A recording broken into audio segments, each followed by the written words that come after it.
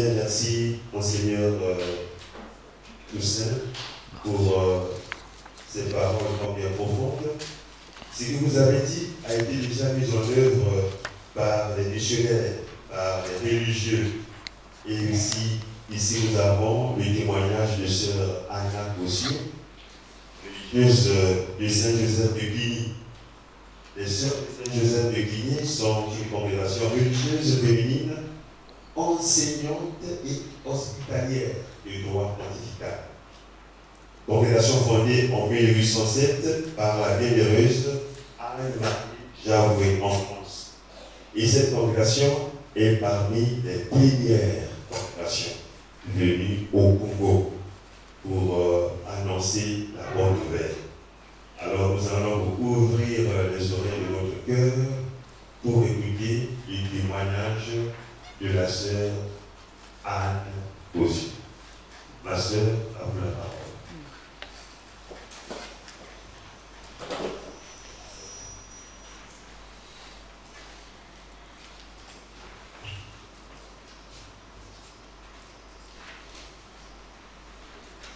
Je vais recommencer par le bonjour. Bonjour. Bonjour, ma soeur. Bonjour. Merci. On m'a dit de parler de la vie consacrée. La vie consacrée, c'est une alliance d'amour entre le Seigneur et moi. Et j'entretiens tous les jours dans l'horizon, l'Eucharistie, le chapelet. Le but de tout ça, c'est l'union avec Jésus.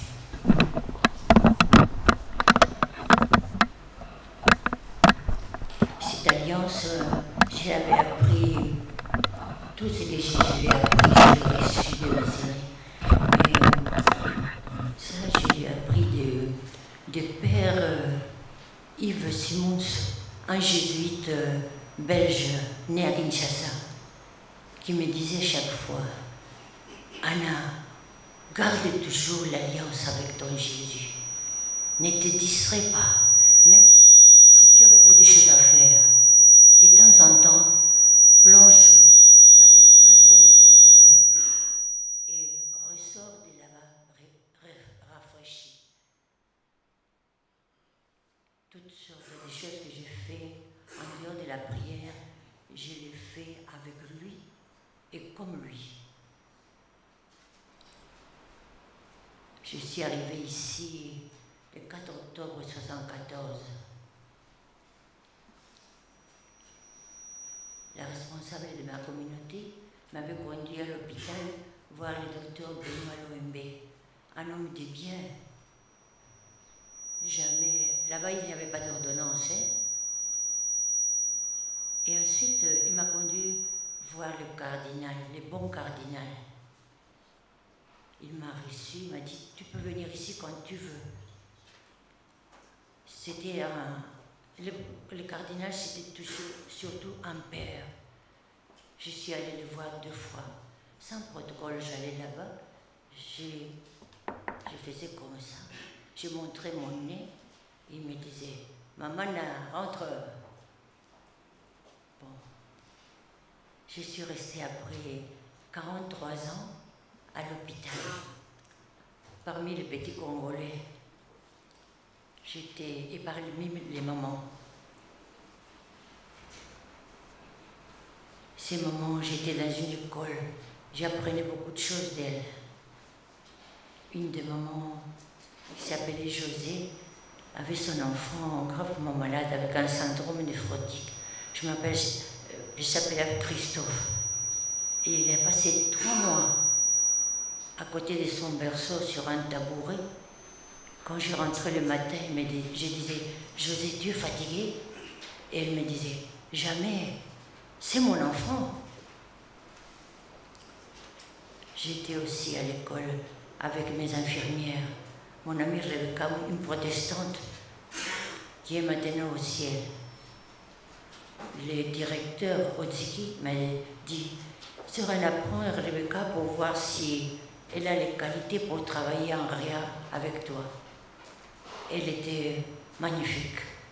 Au bout d'un mois, je lui ai dit, Rebecca, tu ne travailles pas comme les autres. Et ma sœur, moi je suis protestante. Et pour les protestants, la parole c'est la vie. Nous sommes cohérents avec ce que nous prions, avec ce que nous vivons. Dans les moments difficiles, je me suis beaucoup préoccupée de la femme enceinte en détresse. J'ai trouvé ça dans une vieille revue qui s'appelait Clune Émission, que maintenant n'existe plus. Je me rappelle que le 16 mai 1996, le père Combo, qui n'était pas encore monseigneur, il était curé de Sainte-Anne. Tata Batante l'avait nommé curé de Sainte-Anne. Et un soir, il m'a demandé, tu veux faire l'homélie pour demain? C'était les jours des prières pour le mass média. J'ai dit, oh, ça dépend des sujets. Peut-être que je ne saurais pas dire quelque chose. Lui, il m'a dit, les sujets, c'est la femme et les médias. Alors, je peux dire quelque chose. Donc, le lendemain, accompagné de Mère Claire, je suis allée là-bas.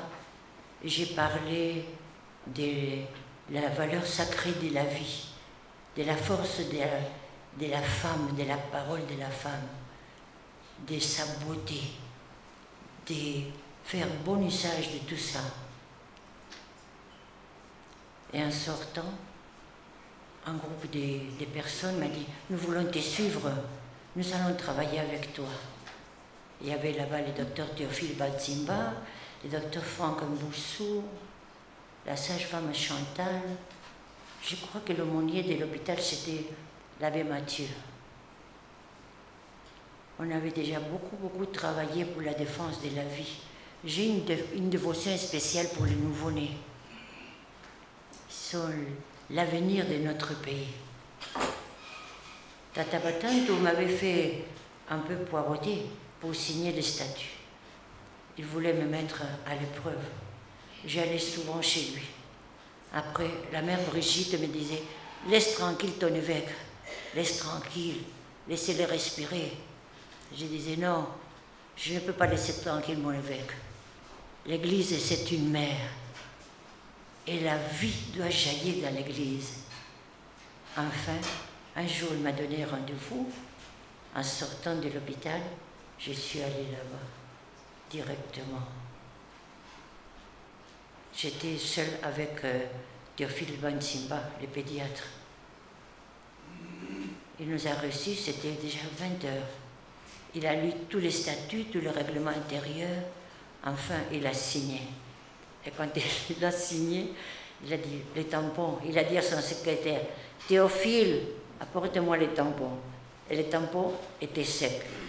Alors, heureusement, le docteur Batsimba avait son tampon de médecin. Et puis, il a signé. Je suis arrivée à la maison, c'était 21 heures. À l'époque, il n'y avait pas de portable. Hein? Et j'ai dit à mes sœurs, une bonne nouvelle. Les statuts du mouvement pour la vie sont signés. Déjà, les nonces, Monsieur Passari, je crois qu'il est décédé, m'avait invité à aller à Rome à un congrès sur l'enfance.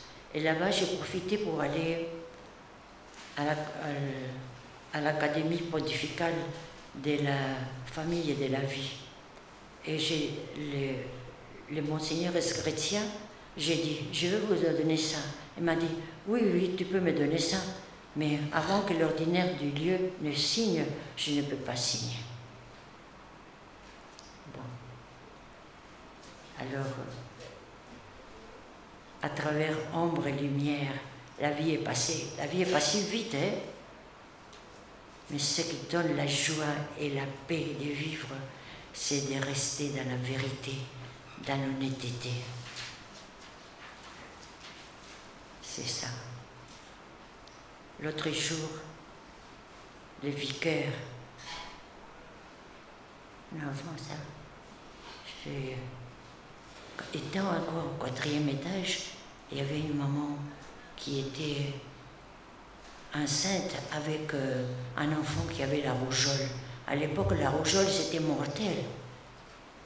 Mais elle était enceinte, elle ne recevait jamais une seule visite. Et elle m'a dit, aide-moi, aide-moi, débarrasse-moi de ça.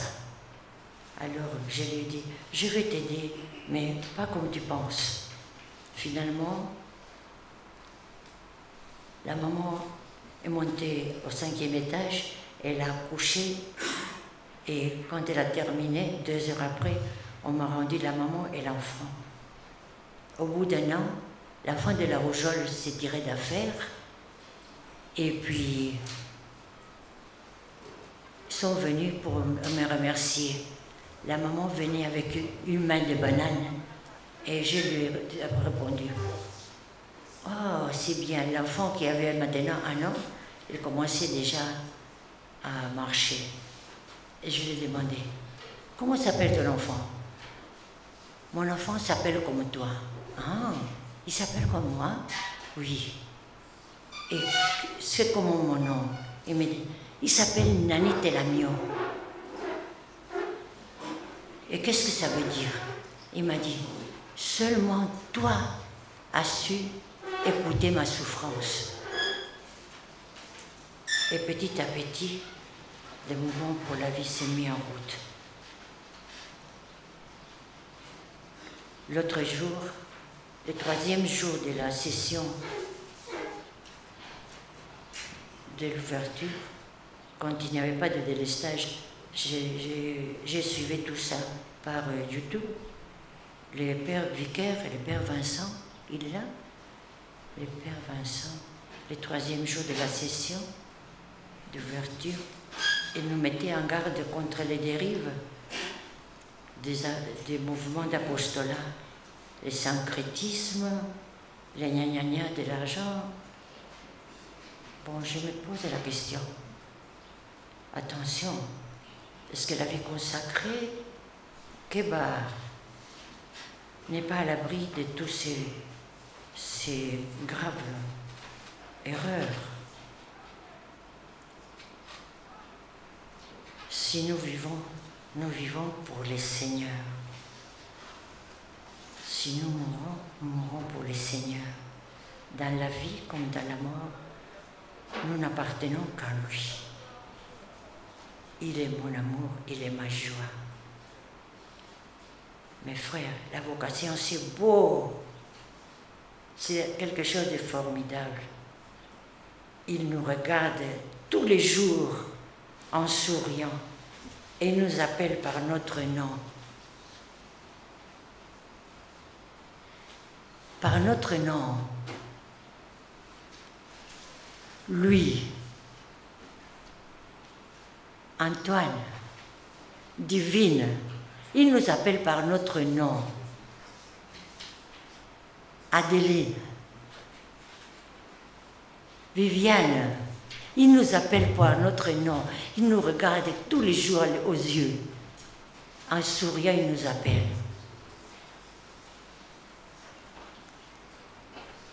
Anna, à la fin de ces petits partages, je voudrais dire simplement, nous sommes des serviteurs inutiles. Nous n'avons fait que notre devoir. Amen.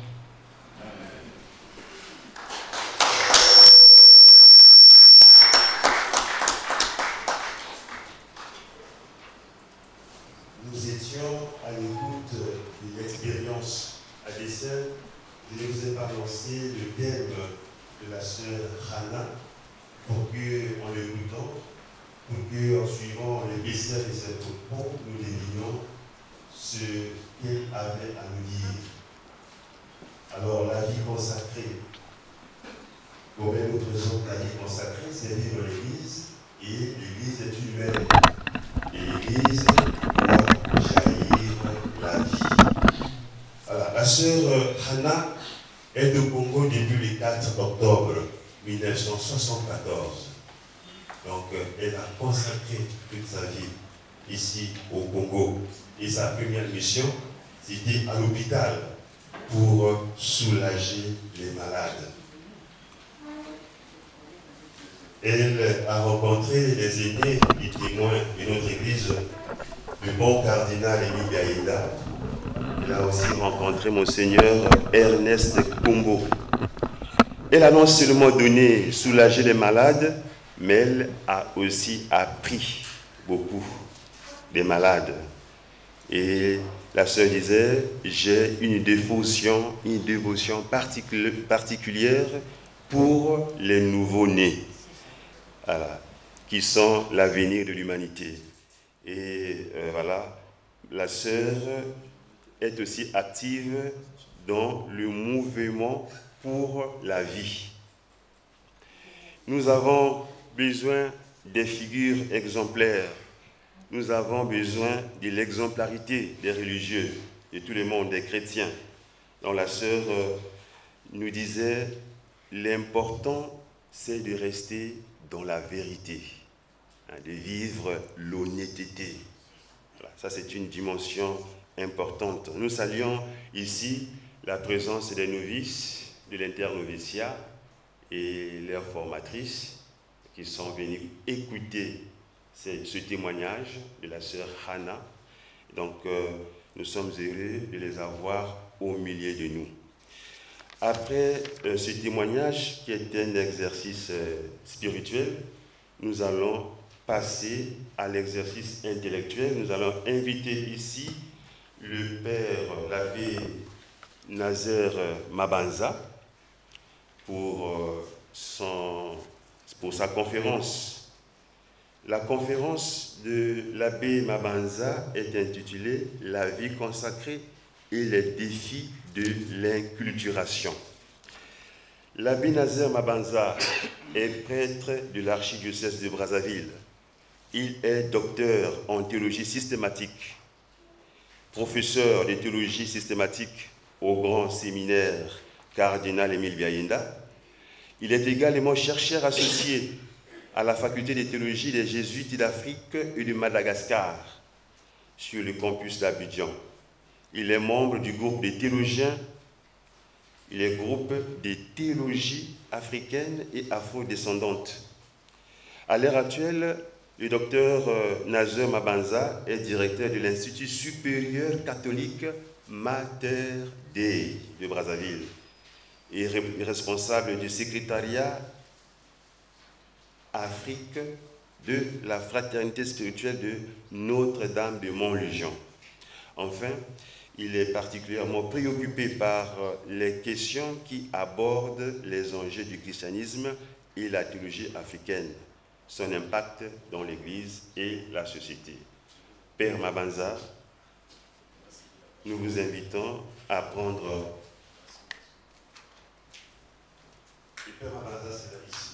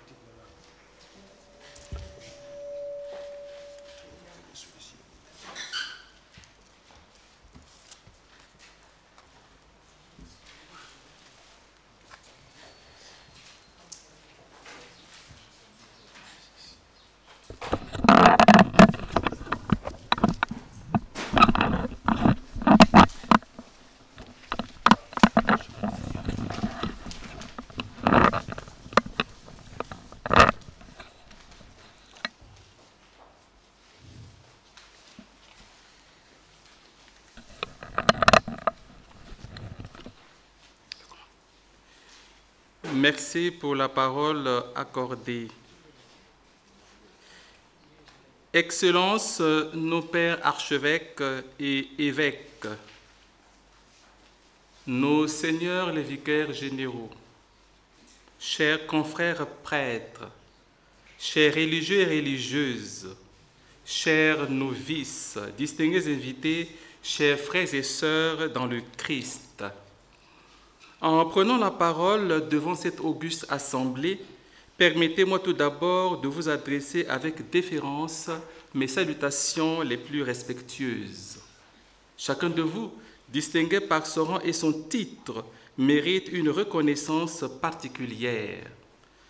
Je tiens également à exprimer ma gratitude aux initiateurs de ces assises pour l'invitation qu'ils m'ont adressée et l'honneur qu'ils m'ont fait en m'associant aux travaux de la 53e Assemblée ordinaire de la Conférence épiscopale du Congo, dont la pertinence, au lendemain de la célébration du 140e anniversaire de l'évangélisation du Congo, est indéniable. Lors de son allocution aux obsèques de Monseigneur Barthélemy Batantou, Monseigneur Ernest Nkombo, de la Compagnie de Jésus, lui a adressé ces paroles. Vous direz à Monseigneur Théophile Mbemba que la vie religieuse au Congo demeure du côté masculin languissante et du côté féminin dans un brouillard étouffant. Les communautés nouvelles, comme l'émergence des vierges consacrées, ne sont pas encore une réponse satisfaisante aux besoins de l'Église. Et il poursuit en disant, dites à Monseigneur Godefroy-Émile Mpoati, sur le front de l'inculturation où vous avez œuvré ensemble, il n'y a pas d'héritier, malgré la technologie et les ordinateurs qui nous encombrent dans nos bureaux.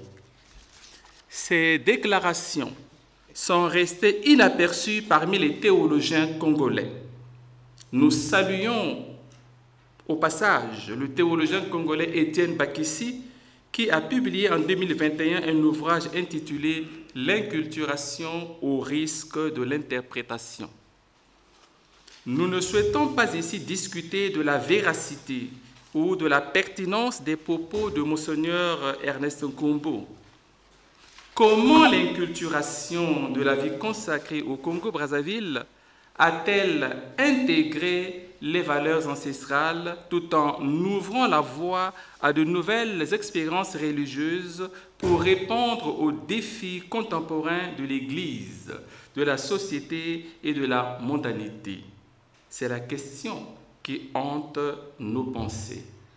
Notre communication traite donc de la question complexe de l'inculturation de la vie consacrée au Congo. Formulé ainsi, notre sujet suggère que le charisme de la vie consacrée n'échappe pas au débat sur l'inculturation au Congo-Brazzaville.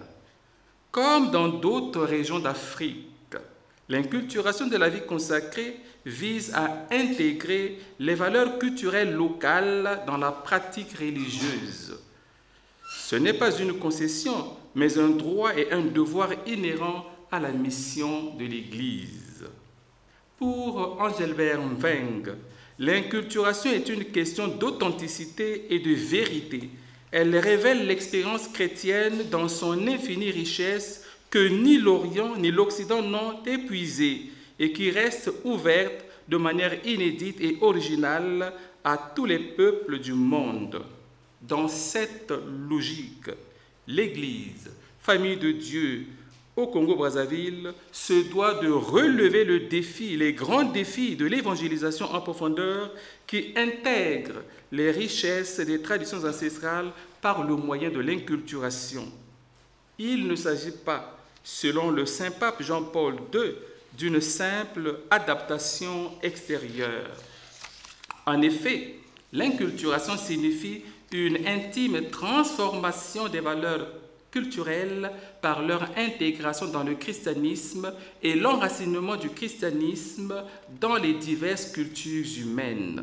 Par exemple, cela pourrait inclure l'utilisation de langues locales dans les liturgies ou l'incorporation de symboles et rituels traditionnels dans les pratiques religieuses. Dans le domaine de l'inculturation au Congo, nos seigneurs Théophile Mbemba, Barthélemy Batantou, Émile Godefroy-Mpoati et Georges Fimesinga sont incontestablement des figures emblématiques. Ils ont travaillé à intégrer des valeurs culturelles, entre autres, dans un culte adapté permettant ainsi aux chrétiens congolais d'exprimer leur richesse spirituelle et de ressentir profondément leur foi. La présente contribution examine l'inculturation de la vie consacrée au Congo-Brazzaville en suivant la logique du déjà vécu et du pas encore réalisé. Elle s'organise autour de 3 perspectives. Première perspective, ce que nous voyons dans la dynamique d'inculturation de la vie consacrée au Congo. Deuxième perspective, ce que nous enseigne l'Église en matière d'inculturation de la vie consacrée. Troisième perspective, ce que nous proposons pour une inculturation fructueuse de la vie consacrée au Congo. Autrement dit, la première perspective présente nos connaissances actuelles sur l'inculturation de la vie consacrée au Congo. Existe-t-il au Congo des éléments d'inculturation issus des couvents des religieux et religieuses?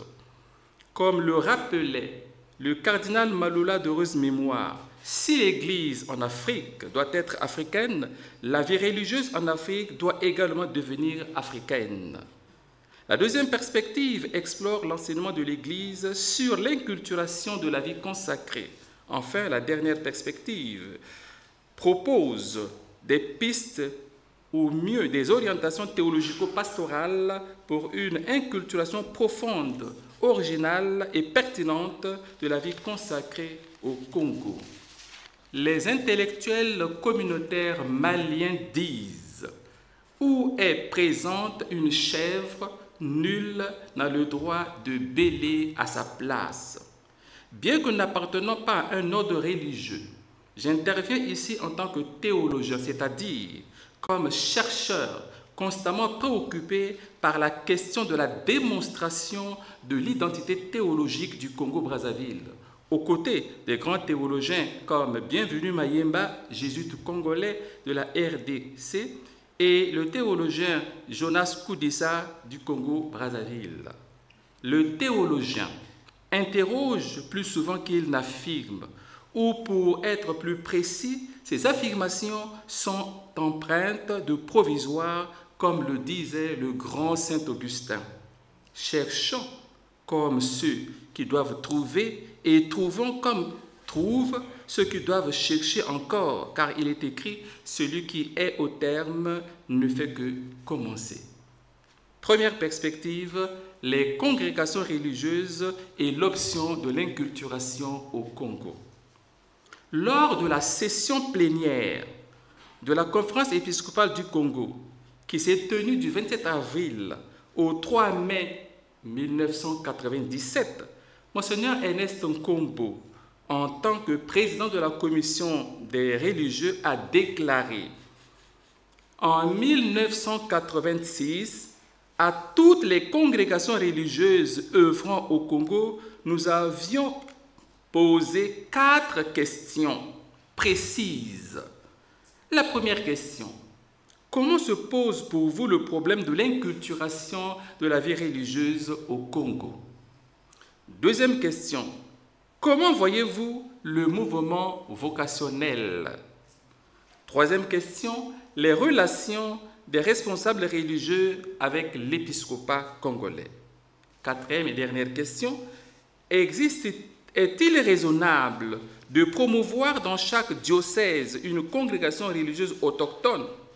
Ne peut-on envisager plutôt une congrégation autochtone nationale? Comme vous l'avez deviné, 38 ans plus tard, ces questions continuent de nous préoccuper. Pour nous, la première question reste le thème central de notre réflexion. Afin d'évaluer l'enracinement de la vie consacrée dans nos cultures ancestrales, nous nous appuyons principalement sur l'expérience des congrégations et des associations de vie apostolique de droit diocésain. Nous craignons que la réponse à cette question ne soit toujours pas satisfaisante aujourd'hui. Dans la courte histoire de l'Église du Congo, a affirmé encore Monseigneur Ernest Nkombo, nous trouvons déjà des éléments de réponse. Certains instituts internationaux qui travaillent depuis longtemps dans notre pays s'efforce depuis quelques années d'inculturer Viviane.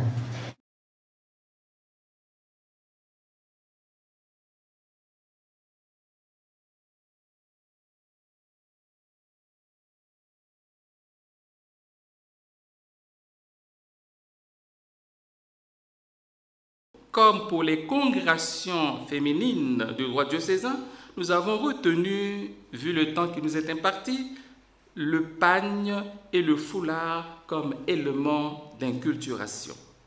Le pagne, élément d'inculturation.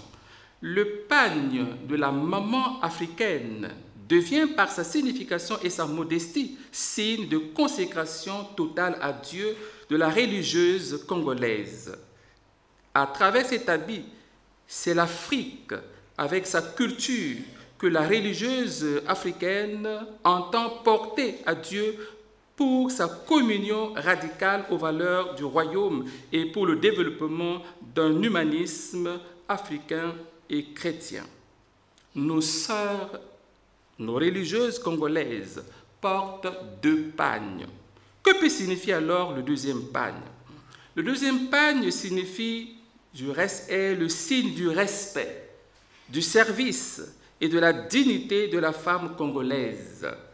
Dans nombre de traditions congolaises, seules les femmes célibataires portent un seul pagne. Toutes les femmes mariées sont obligées de porter 2 pagnes. Le cardinal Malola disait « En terre africaine, la religieuse africaine est la 3e femme, celle qui n'est ni épousée ni publique, mais celle que le Christ s'est réservée avec soin et un amour jaloux, la femme que l'Afrique de nos ancêtres au cœur droit, selon l'expression de Rome, n'a pas connue. » Le foulard est pour les religieuses un symbole important. En portant le pagne, comme la femme congolaise, les religieuses congolaises aspirent à cultiver ses qualités de cœur et d'esprit, sa fécondité, sa spontanéité, son expansivité, sa patience endurante, sa capacité à souffrir et son âme hospitalière.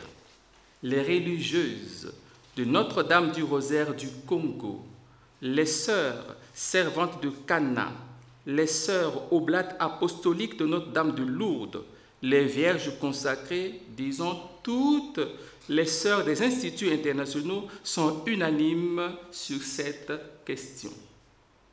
Deuxième perspective, ce que nous enseigne l'Église sur l'inculturation de la vie consacrée.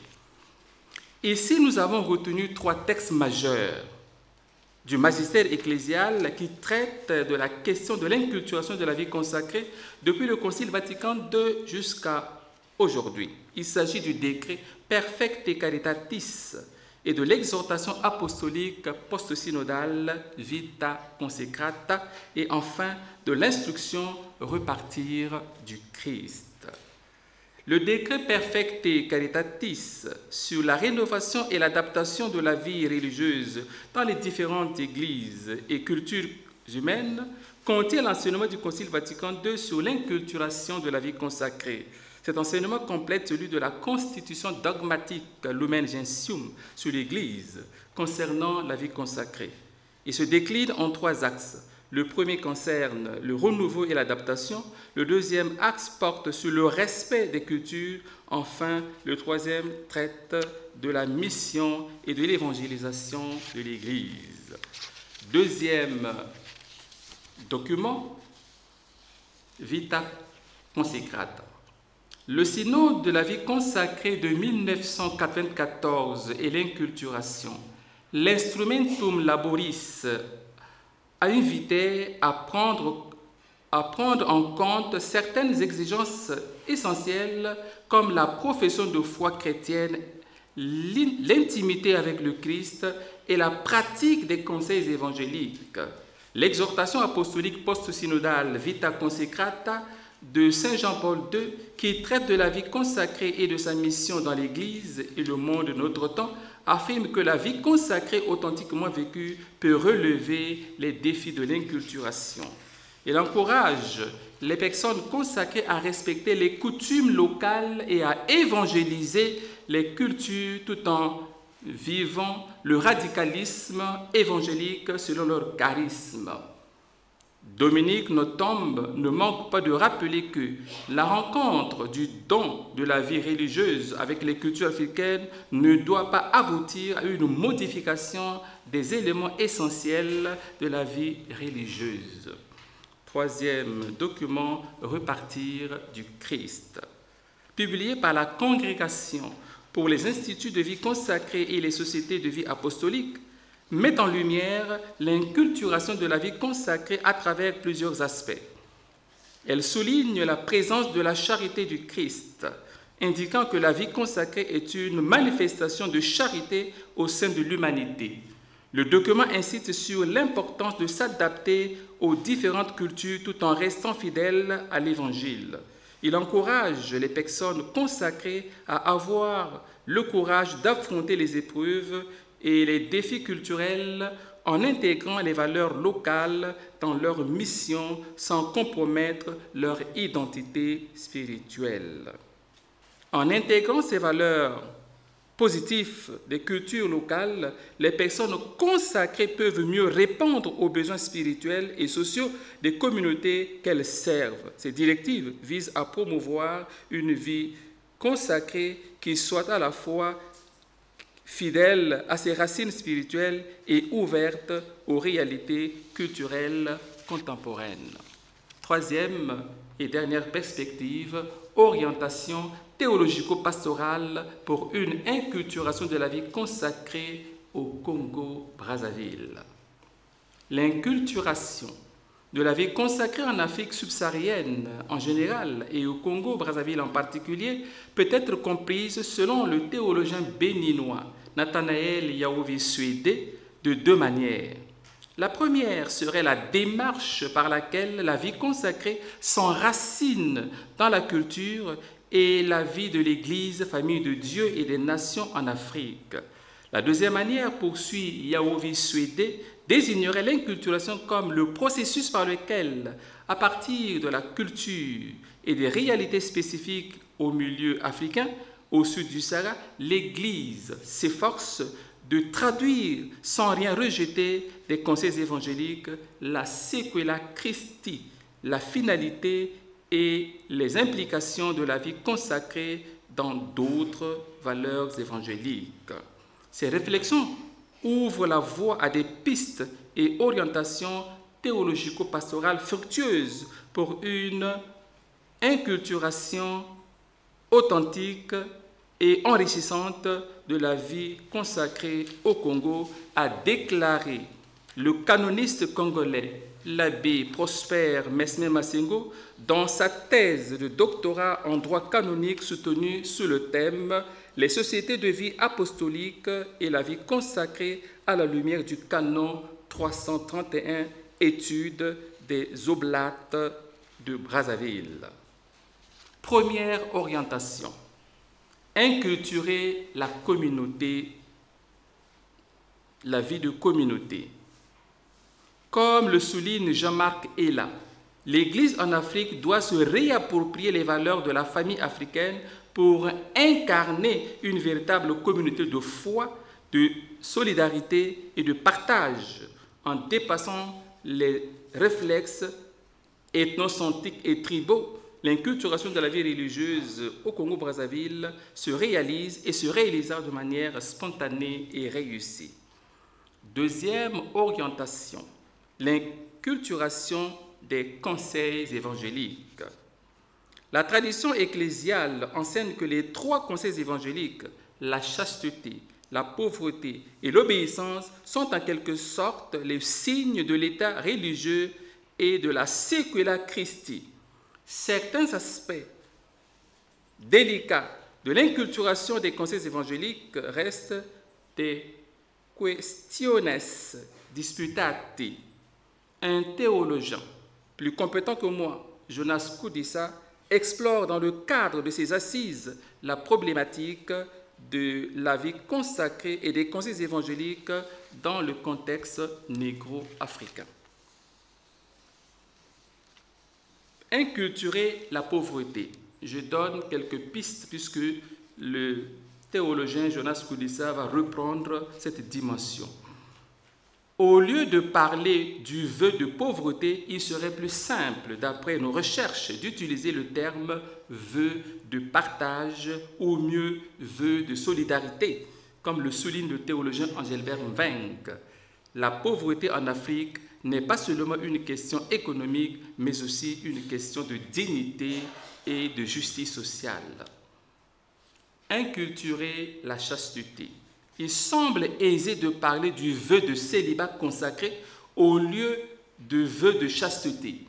Dans le célibat consacré, une paternité, une maternité spirituelle émerge grâce à l'action du Saint-Esprit. Cette paternité ou maternité trouve sa raison d'être dans la vie même du Christ et se communique par la prière, le don de la sequela Christi, le joyeux service de la parole de Dieu et la pratique des œuvres de charité. Inculturer l'obéissance. Chez les sœurs servantes de Cana et chez les frères serviteurs de Cana et de Marie Immaculée, devenus aujourd'hui frères et missionnaires de Jésus et Marie à Cana, l'obéissance implique un renoncement qui se manifeste de plusieurs manières. Elle consiste d'abord en une soumission aux exigences de la parole de Dieu, puis en une reconnaissance et une acceptation de l'autorité au sein de la communauté. Cette autorité doit être un ferment d'unité aidant chaque membre à rester fidèle à sa vocation. Troisième orientation, inculturer l'éducation et la pédagogie initiatique. Pour réussir l'inculturation de la vie consacrée au Congo-Brazzaville, il est impératif d'émerger les jeunes dans leur héritage culturel dès le début de leur formation, dès le noviciat. Les jeunes doivent être imprégnés des valeurs africaines en harmonie avec l'Évangile, à travers une éducation contextualisée et enracinée dans leur propre culture. Au noviciat, l'éducation doit porter sur le sens de la justice, de la responsabilité, du partage et de la vie plus personnalisée, la gestion de l'argent et le travail. Enfin, redécouvrir l'importance de la consécration, quatrième perspective. Dans le processus d'inculturation de la vie religieuse au Congo-Brazzaville, il est suggéré de placer le concept de consécration au cœur des pratiques en l'adaptant à nos contextes culturels. Le terme « vœu » pourrait ainsi être considéré comme un simple moyen de vivre cette consécration, voire être complémentaire, complètement abandonné. Il faut abandonner, on peut abandonner le terme « vœu ». Permettez-moi de le dire en langue. Au lieu de parler de vœu, mieux vaut parler de tumba, bamutumbi, ou bien tumba. En lingala, comment on dit mon frère? Bilaka. C'est mieux compris. Bieka, bieka yan amonugutuba. Au lieu de dire vœu, il serait